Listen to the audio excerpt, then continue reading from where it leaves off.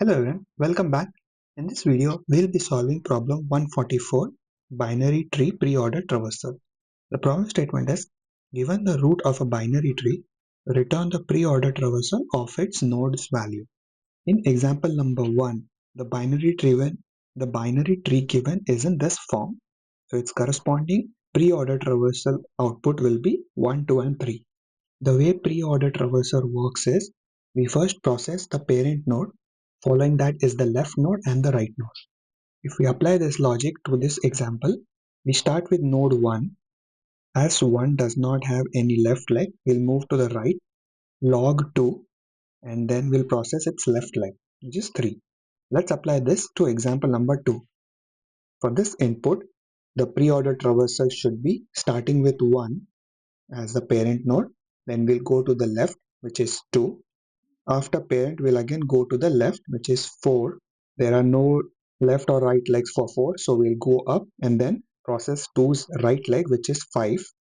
5 has both left and right, so we'll process both of them, 6 and 7.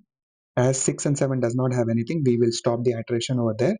We'll move up to 2, then to 1, then we'll process its right leg. So now we have 3.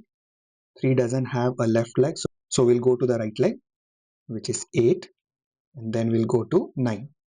This will be our output. This is a very easy problem once you understand the logic behind the pre-order traversal. Let me show you how we can implement this in C#. So here is my C# solution. I start by initializing the results variable where we will hold all of the values as we are traversing. Then I'm calling this process method, which will iterate through all of the nodes in the binary tree. The first check in the method is to verify if the node is not null. If it is null, we'll do nothing. Then we are adding the node's value to the results variable and then calling the same method again but passing the node.left. And after the node.left is processed, we then process the right node.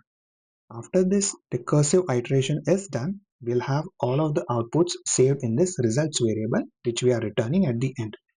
This solution gives us the time complexity of O of n, where n is the number of nodes in the binary tree and the space complexity is O of n, as we are creating this results variable to return the output.